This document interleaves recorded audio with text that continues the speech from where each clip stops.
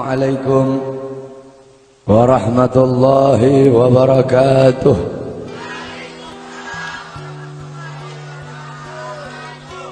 Bismillahirrahmanirrahim. Alhamdulillahil qawiyyi sultanuh, al-wadihil burhanuh, al-mabsut fil wujud karamuhu wa ihsanuh.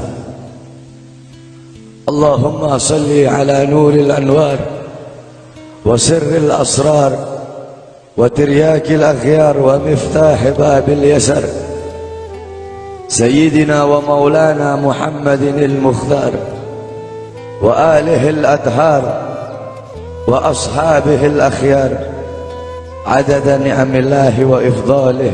أما بعد. Yang saya cintai, yang saya muliakan para alim ulama, para habaib, para kiai, para asatid, para tokoh masyarakat, para aparat pemerintah, wabil khusus Al-Habib Abdullah ibn Muhsin Al-Muhdar, yang saya cintai, yang saya muliakan, guru kita bersama Kiai Haji Mahdi beserta para kiai, para asatid yang lain, yang saya cintai, yang saya muliakan, ketua panitia beserta seluruh panitia, ketua musalla Ar-Raudhah, imam musalla beserta seluruh hadirin dan hadirat, bapak-bapak, ibu-ibu, pemuda-pemudi umat Sayyidina Muhammad yang selalu dimuliakan oleh Allah Subhanahu wa ta'ala.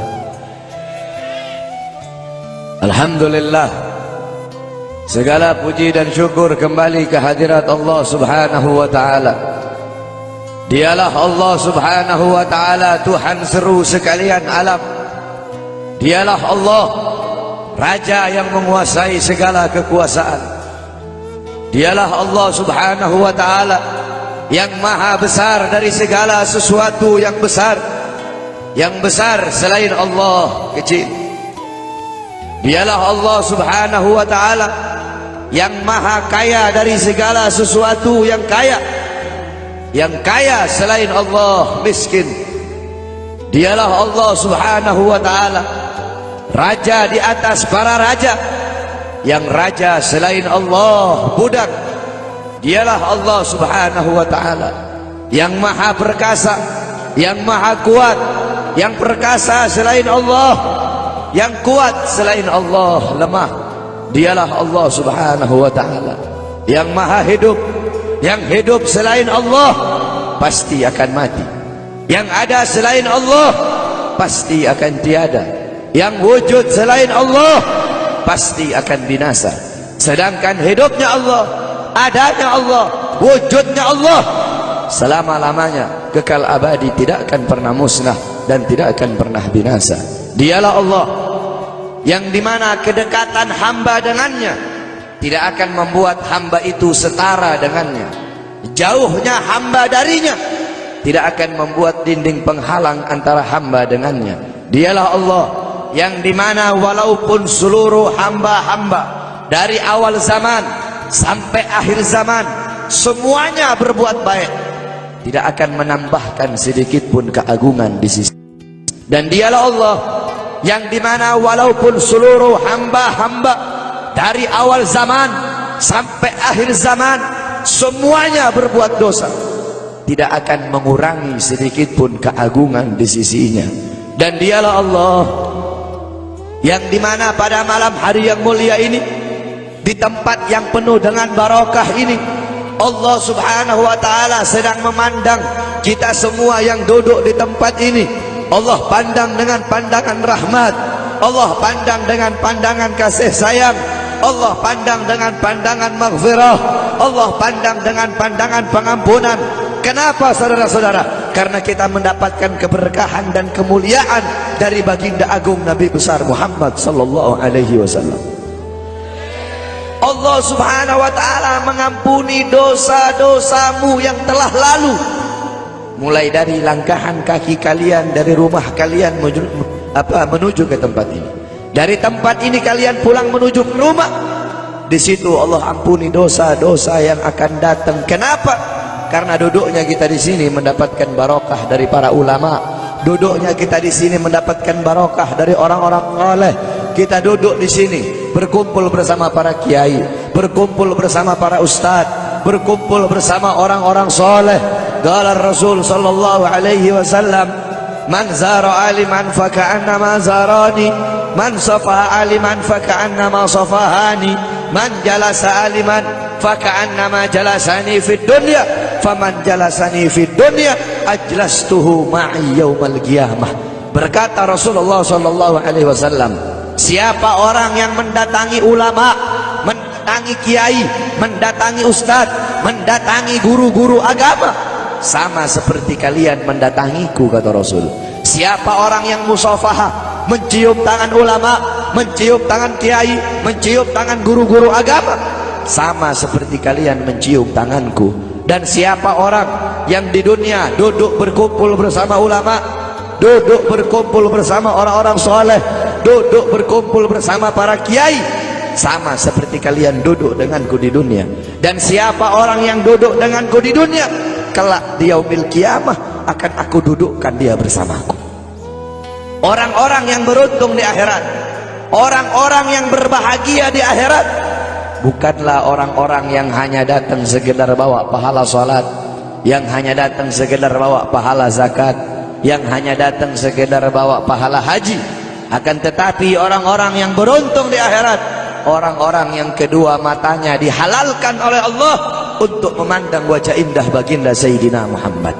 Saudara-saudara, kelak di akhirat, kalau kedua mata kita tidak bisa memandang wajah Nabi, kalau kedua mata kita Allah haramkan untuk memandang wajahnya Nabi, kita menjadi orang-orang yang celaka, kita menjadi orang-orang yang rugi kalau nanti tidak bisa memandang wajahnya Nabi Muhammad. Para sahabat-sahabat yang mulia, beliau-beliau ingin masuk surga. Tujuannya itu bukan istana yang temboknya terbuat dari emas putih, bukan istana yang tanahnya terbuat dari kasturi, bukan bidadari-bidadari, bukan telaga Al-Kautsar, bukan telaga Al-Haud. Tujuan para sahabat masuk surga, tujuan para sahabat masuk surga satu, berkumpul dengan Nabi Muhammad sallallahu alaihi wasallam. Andaikan di surga tidak ada Nabi, para sahabat tidak ingin masuk surga, saudara-saudara. Sayyidina Ja'far bin Abi Thalib, Ja'far At-Tuyar, Ja'far At-Tuyur yang berterbangan di surga.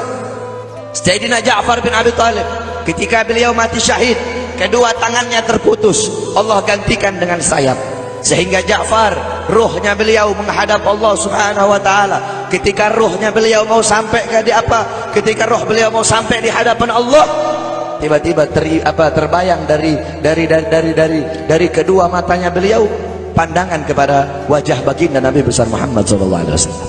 Terbayang akan wajah Nabi Muhammad, sehingga beliau bermohon kepada Allah, ya Allah, izinkan aku kembali ke dunia untuk memandang wajah indah baginda Nabi besar Muhammad sallallahu alaihi wasallam.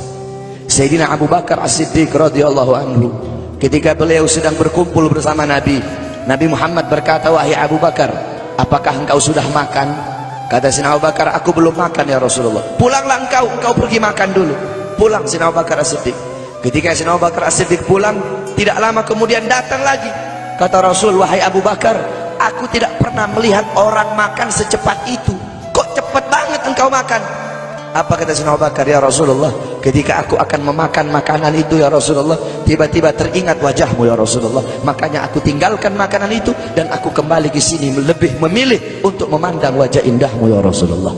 Maka rugi, celaka kalau kelak di akhirat kita tidak bisa memandang wajahnya Nabi Muhammad. Nah, bagaimana caranya biar kita bisa memandang wajahnya Nabi? Bagaimana caranya biar kita bisa berjumpa dengan Nabi? Di akhirat kita tidak bakal bisa berjumpa dengan Nabi. Di akhirat kedua mata kita tidak bakal bisa memandang wajah Nabi kalau di dunia kita jauh dari majlis-majlis Nabi Muhammad. Kenapa? Karena kadar kedekatan kita dengan Nabi kelak di akhirat, jarak jauh atau dekatnya kita dengan Nabi nanti di akhirat, itu menurut kadar kedekatan kita di dunia dari majelis-majelis seperti ini. Jaraknya kita dengan Nabi nanti di akhirat itu menurut jarak jauh atau dekatnya kita di dunia dengan majelis-majelis seperti ini. Kalau di dunia kita dekat dengan majelis-majelis ilmu, dekat dengan majelis zikir, dekat dengan para pewarisnya Nabi, dekat dengan penyambung lidahnya Nabi, dekat dengan para ulama, dekat dengan orang-orang soleh, maka kelak di akhirat Allah pun akan kumpulkan kita bersama Nabi Muhammad. Kenapa? Karena majlis seperti ini, perkumpulan seperti ini warisan Nabi Muhammad. Nabi Muhammad tidak mewarisi harta, tidak mewarisi pangkat, tidak mewarisi jabatan, tidak mewarisi emas, tidak mewarisi permata, tidak mewarisi kekuasaan, tidak mewarisi dirham, tidak mewarisi rupiah. Warisannya Nabi ilmu, amal, akhlak, wara, khauf, ikhlas, sabar, takwa, istiqamah, ibadah, zuhud, qanaah. Ini warisan Nabi Muhammad.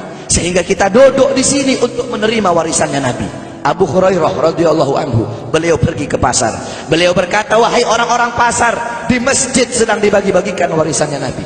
Yang berdagang menutup dagangannya, yang berbisnis menghentikan bisnisnya, mereka pergi ke masjid.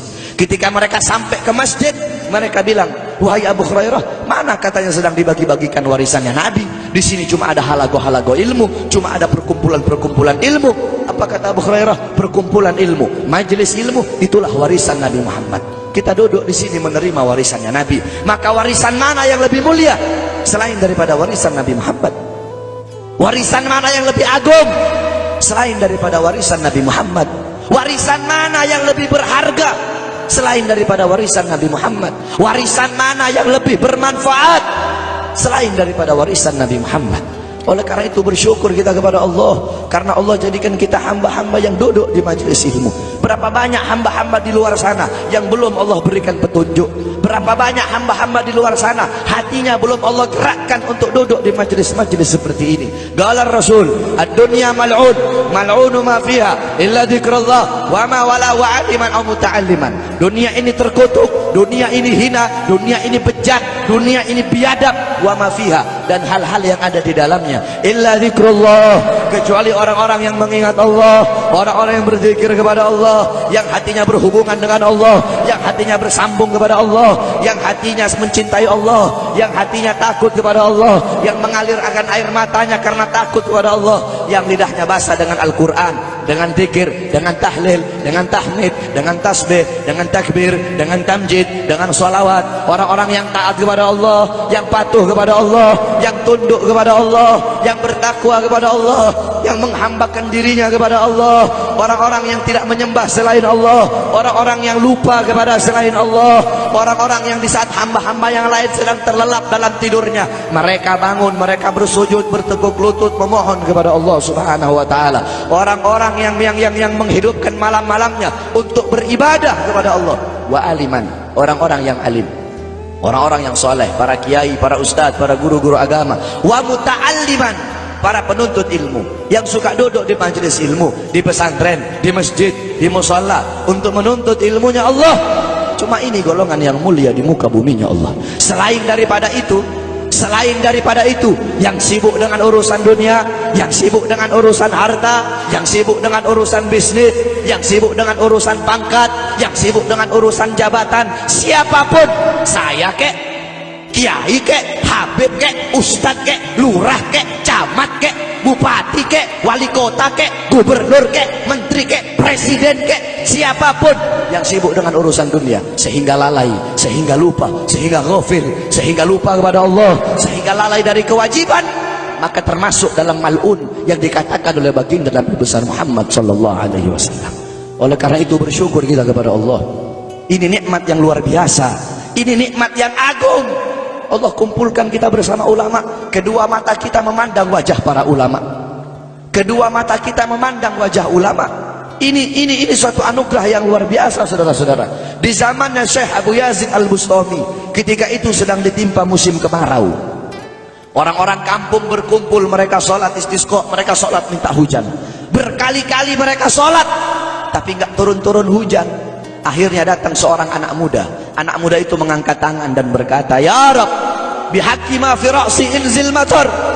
Ya Allah, demi hak yang ada di dalam kepalaku, turunkan hujan. Tiba-tiba turun hujan. Orang-orang kampung menghampiri anak muda tersebut dan berkata, wahai anak muda, kami berkali-kali sholat minta hujan, tapi nggak turun-turun hujan. Engkau satu kali kau minta, satu kali kau berdoa kepada Allah dengan membawa hak yang ada dalam kepalamu, Allah terima kau punya doa. Memangnya dalam kepalamu itu ada apa? Anak muda tersebut berkata, di dalam kepalaku ada kedua bola mata, yang dimana kedua bola mata ini pernah aku gunakan untuk memandang wajahnya Syekh Abu Yazid Al-Bustami. Berkat kedua mata, sebab kedua mata yang pernah memandang wajah beliau, sebab kedua mata yang pernah memandang wajah orang soleh, maka aku bawa kedua mata ini menghadap Allah dengan harapan agar Allah menerima doaku dan Allah pun menerima doaku. Itu kedua mata yang memandang wajah orang soleh. Maka bagaimana kalau kita duduk berkumpul bersama ulama? Kata Rasulullah, satu kali pandanganmu engkau memandang orang alim, engkau memandang orang ahli agama, pandanganmu itu lebih mulia, lebih baik, lebih utama daripada engkau menyedekahkan 1000 kuda untuk orang-orang yang berjuang di jalan Allah. Faqil Muqaddam Muhammad bin Ali Ba'alawi, di zaman beliau, ketika itu beliau sudah meninggal. Faqil Muqaddam, beliau adalah Ustadzil A'dham. Beliau seorang guru besar.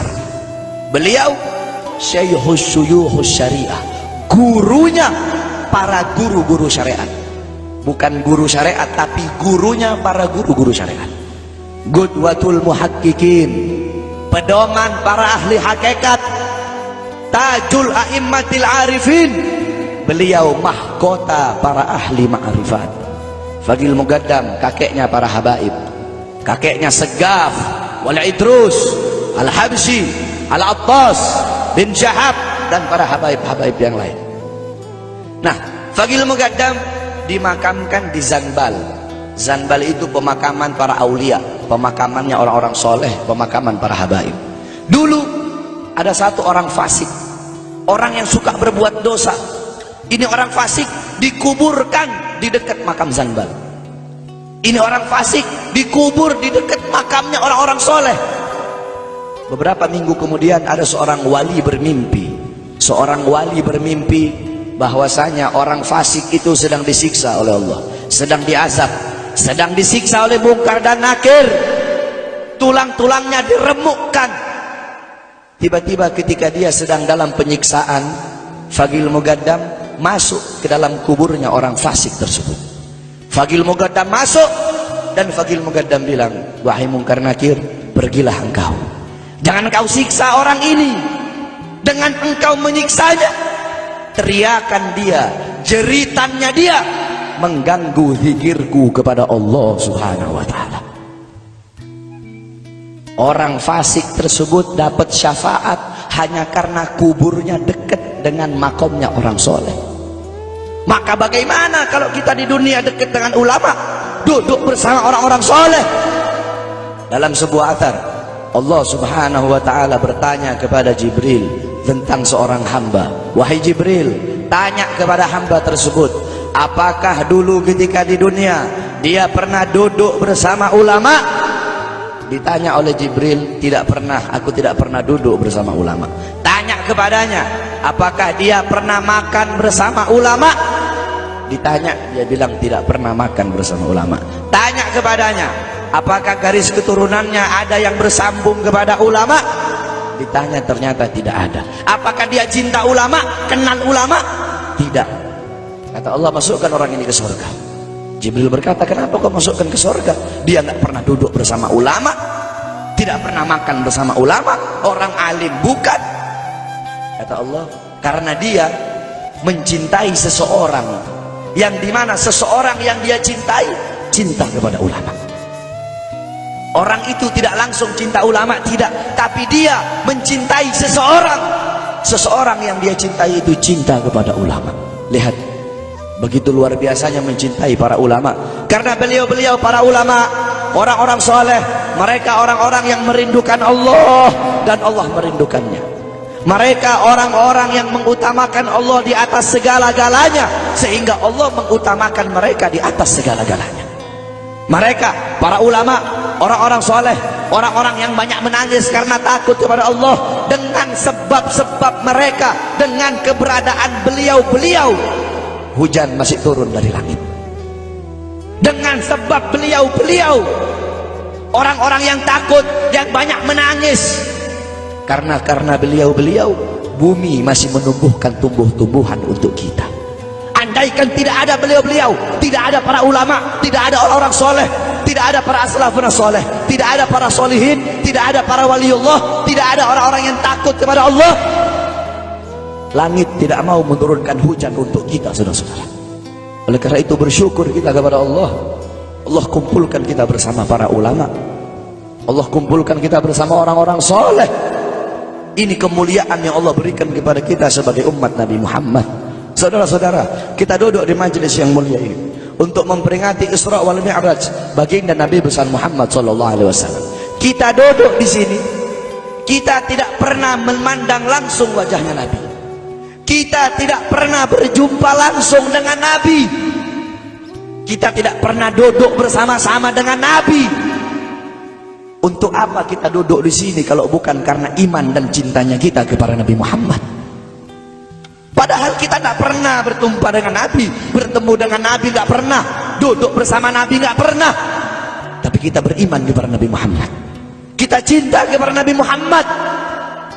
Kita umat yang dirindukan oleh Nabi, umat yang dicintai oleh Nabi. Rasulullah ketika beliau sedang duduk bersama para sahabat, Rasulullah berkata, wahai para sahabat, tahukah kalian golongan-golongan yang soleh? Tahukah kalian golongan-golongan yang mulia? Sahabat berkata, apakah para malaikat ya Rasulullah? Rasul berkata, bagaimana mungkin malaikat tidak mulia sedangkan mereka berada di sisi Allah? Ada lagi yang mulia. Apakah para nabi dan rasul? Bagaimana mungkin nabi dan rasul tidak mulia sedangkan Allah menurunkan wahyu untuk mereka? Ada lagi yang mulia. Apakah kami ya Rasulullah? Bagaimana mungkin kalian para sahabatku tidak mulia sedangkan aku berada di tengah-tengah kalian? Ada lagi yang mulia. Kata sahabat, Allah dan engkau yang lebih tahu ya Rasul. Rasulullah menundukkan kepala, Nabi Muhammad menundukkan kepala.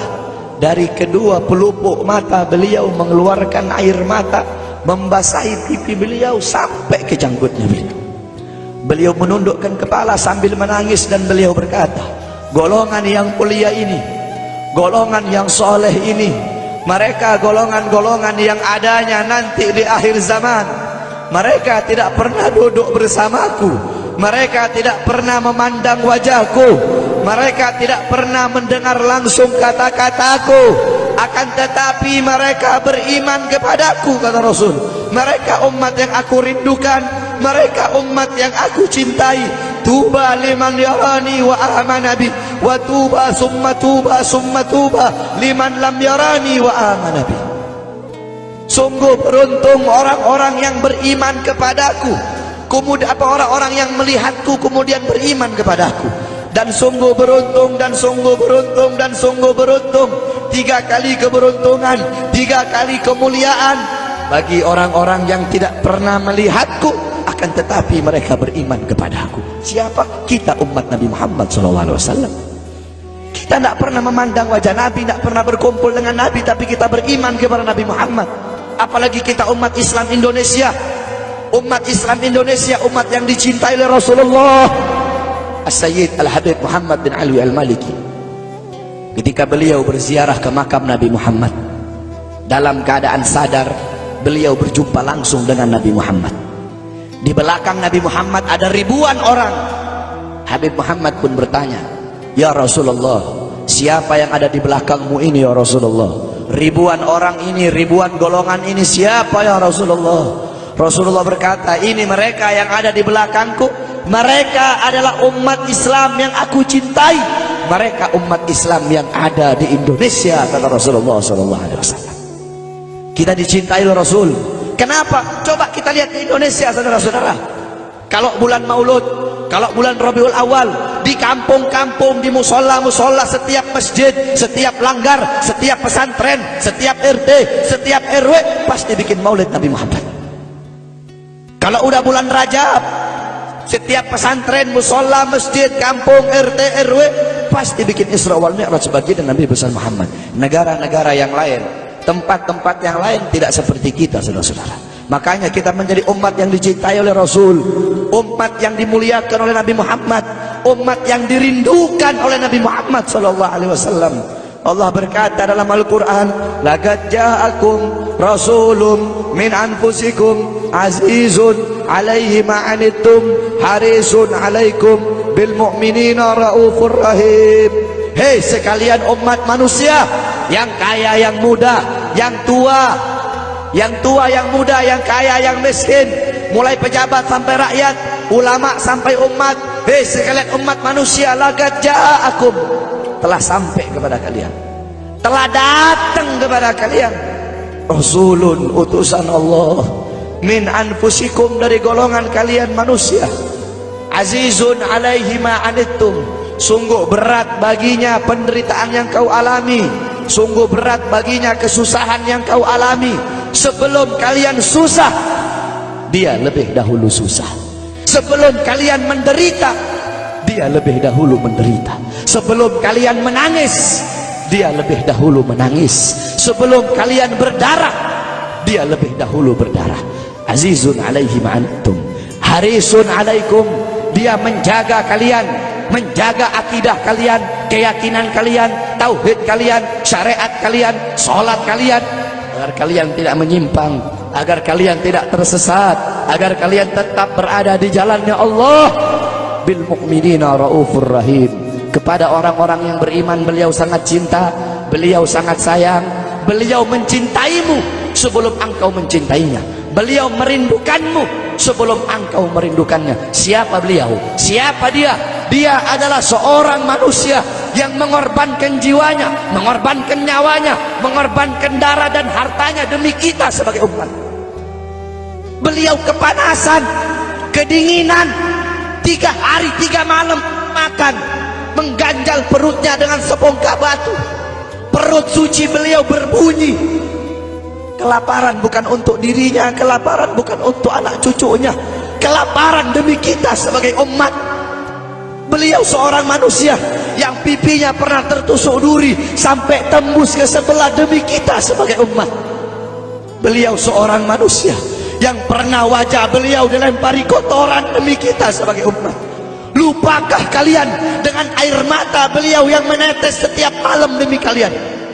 Lupakah kalian darah suci beliau yang menetes ketika berada di kota Taif, dilempari batu demi kalian? Ketika beliau pergi ke kota Taif, dahi beliau dilempar batu, darah ke beliau keluar. Ketika darah itu jatuh, ditampung darah beliau, ditampung darahnya. Sahabat berkata, ya Rasul, kenapa kau tampung darahmu ya Rasul? Rasul berkata, andaikan darahku jatuh di atas tanah Taif, penduduk kota Taif akan ditenggelamkan oleh bumi, sedangkan mereka adalah umatku. Luar biasa kasih sayang Nabi kepada kalian. Tetapi kita sebagai umat tidak tahu diri. Kita sebagai umat merusak sunnahnya. Kita sebagai umat melanggar ajarannya. Kita sebagai umat semakin hari semakin jauh darinya, meninggalkan pakaiannya, meninggalkan ajarannya, meninggalkan sunnahnya, meninggalkan kepribadiannya, meninggalkan akhlaknya, meninggalkan Al-Qur'annya. Rasulullah SAW yang dimana gal Sayyidina Ali karamallahu wajhah, inna Rasulullah fi akhir nafsi harragat syafataihi marratain fa'algaitu sam'i fasami'tuhu yaqul ummati ummati faqubida Rasulullah sallallahu alaihi wasallam wa qala law kanatid dunya tadumu li wahidin la kana Rasulullah sallallahu alaihi wasallam fiha mukhallada. Dari Sayyidina Ali karamallahu wajhah, ketika akhir-akhir detik-detik kematiannya Rasulullah, beliau mendengar, beliau melihat dari bibir Rasulullah bergerak dengan 2 kali gerakan. Beliau mendekatkan telinganya, mendekatkan pendengarannya, dan beliau mendengar Rasulullah berkata, ummati ummati, faqubida Rasul, meninggal Rasulullah SAW. Ketika nyawa Rasulullah akan dicabut, Rasulullah berkata kepada Jibril, wahai Jibril, aku belum puas meninggalkan umat, aku tidak mau meninggalkan mereka dalam keadaan belum diberi jaminan oleh Allah. Wahai Jibril, sampaikan kepada Allah, aku tidak minta jaminan untuk diriku, aku tidak minta jaminan untuk keluargaku, aku minta jaminan untuk umatku. Wahai Jibril, sampaikan kepada Allah. Jibril pun pergi kepada Allah. Jibril pun berkata, ya Allah, kekasihmu Muhammad meminta jaminan untuk umatnya. Allah bilang, wahai Jibril, katakan kepada Muhammad, aku tidak akan menghinakan umat Muhammad. Basyirhu fa innahu awwalu nasin kharijum minal ardi idza bu'isu. Kemudian beliau ditarik lagi nyawa beliau berkata, ya Khalil Israel, wahai kekasihku Israel, apakah seperti ini rasa sakit ketika dicabut nyawa? Israel berkata, iya ya Rasulullah, seperti inilah rasa sakit ketika dicabut nyawa ya Rasulullah. Apakah rasa sakit seperti ini juga yang kelak, yang ya Allah, biar aku menanggung sakratul maut seluruh umat. Ya Allah, mereka tidak akan kuat, mereka tidak akan sanggup. Aku nabi mereka, aku pemimpin mereka, biar aku menanggung beban penderitaan sakratul maut mereka ya Allah. Biar aku menanggung sakratul maut umatku ya Allah. Di mana kita sebagai umat? Apa yang telah kita lakukan untuk Nabi Muhammad? Nabi berkorban untuk kita di saat detik-detik terakhir nafasnya, tidak memikirkan rasa sakitnya, tidak memikirkan pedihnya, tidak memikirkan beratnya. Beliau memikirkan nasib kita sebagai umat. Kelak di yaumil qiyamah, ketika para nabi dan para rasul berkata, nafsi nafsi, nafsi nafsi, diriku sendiri, jiwaku sendiri, aku urus urusanku sendiri, aku tidak bisa nolong kalian. Ketika para nabi dan rasul mereka tidak bisa menolong kita, Rasulullah Muhammad ibni Abdullah, Nabi Muhammad bersujud kepada Allah, Nabi Muhammad bertekuk lutut, beliau bermohon kepada Allah. Beliau berkata, ya Allah, aku tidak minta pengampunan untuk diriku, wala Fatimah, wala Hamzah. Aku tidak minta pengampunan untuk Fatimah, aku tidak minta pengampunan untuk Hamzah.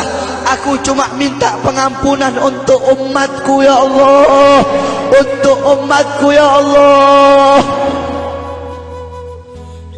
Rasulullah tidak meminta pengampunan untuk dirinya, tidak meminta pengampunan untuk anaknya, tidak meminta pengampunan untuk paman bibinya, tidak meminta pengampunan untuk keluarga atau anak cucunya, tetapi beliau meminta pengampunan untuk kalian sebagai umat. Karena begitu cintanya beliau kepada umat, karena begitu sayangnya beliau kepada umat, sampai-sampai beliau berkata, lau yushaku ahadukum bisyaukatin fi rijli la ajidu ala maha fi qalbi. Andaikan kalian, salah satu dari kalian kakinya tertusuk duri, andaikan salah satu dari kita yang duduk di sini kaki kita ada yang terkena duri, pasti kita merasakan sakit. Apa kata Rasul? Maka aku tidak merasakan apa yang kalian rasakan, kecuali yang aku rasakan, sampai dalam hati aku rasakan rasa sakit kalian. Lihat bagaimana cintanya Rasul kepada kita. Apa yang sudah kita lakukan untuk Nabi? Sudahkah kita mengorbankan kedua mata kita untuk memandang hal-hal yang disukai oleh Nabi? Sudahkah mengorbankan kedua tangan kita memberi makan golongan-golongan yang dicintai oleh Nabi? Mengorbankan lidah kita untuk mendakwahkan, mensuarakan ajaran syiar Nabi? Sudahkah mengorbankan kedua kaki kita melangkah ke tempat-tempat yang diridhoi oleh Nabi? Kita masih belum bisa balas jasa Nabi, dan tidak akan pernah bisa membalas jasa Nabi Muhammad. Jangankan kita duduk di sini berjam-jam, walaupun kita duduk di sini sampai pagi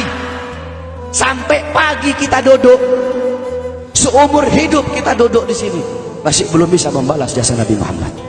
Sekalipun kita merangkak, engkau merangkak dari rumahmu menuju makam Nabi, merangkak bukan dengan kaki, merangkak bukan dengan bukan dengan tangan.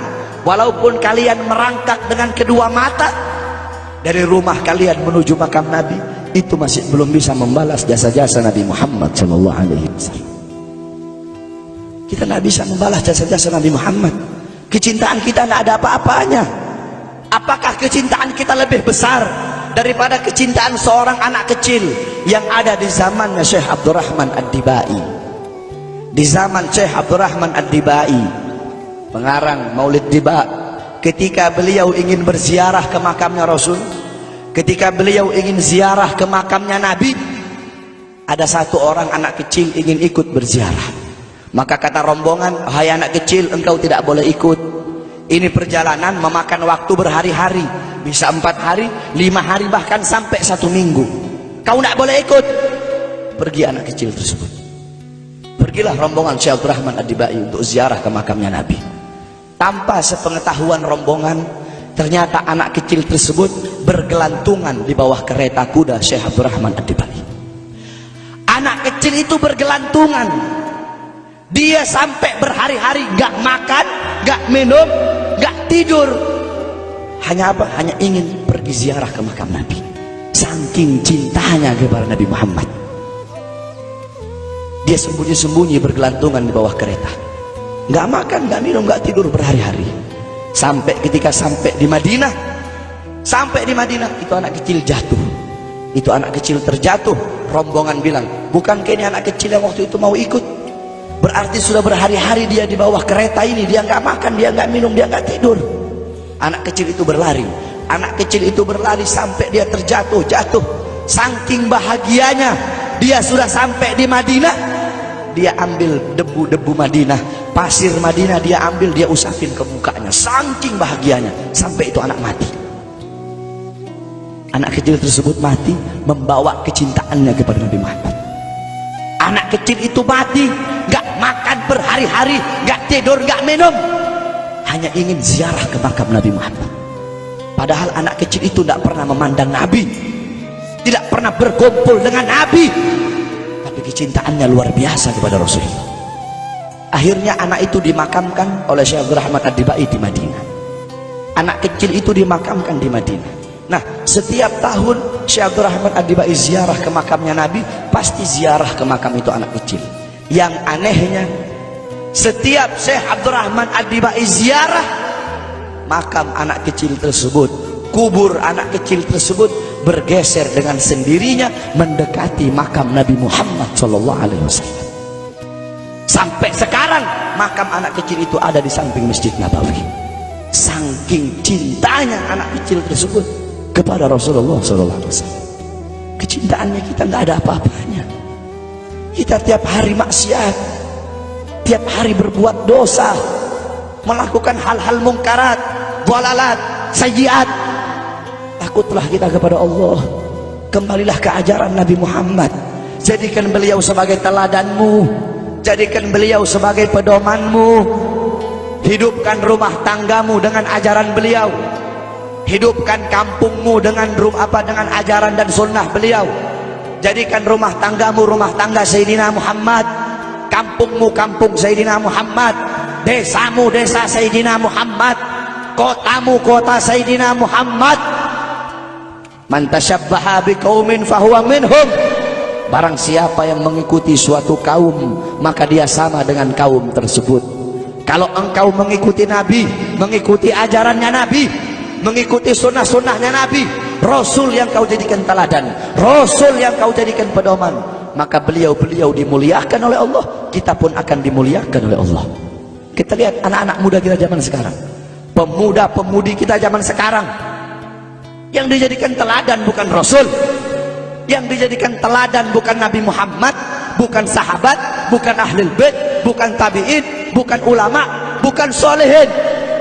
Anak-anak muda kita mengikuti budaya barat, mengikuti pola pikir barat, gaya hidup barat, gaya berpakaian barat, meninggalkan ajaran Nabi Muhammad, meninggalkan pakaian Nabi dan memakai pakaian musuh-musuh Nabi Muhammad, meninggalkan kepribadian Nabi dan memakai kepribadian musuh-musuh Nabi Muhammad SAW.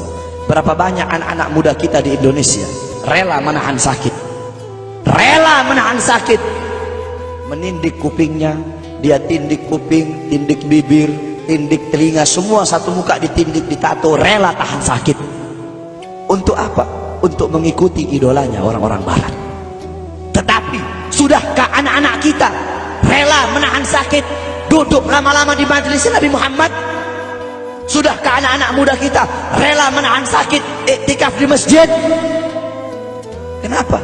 Karena kita sebagai orang tua lalai dalam mendidik anak. Bapak-bapak zaman sekarang sibuk cari harta untuk ngasih makan jasmani anak-anaknya, tetapi lupa memberi makan ruhani, jiwa dan hati anak-anak.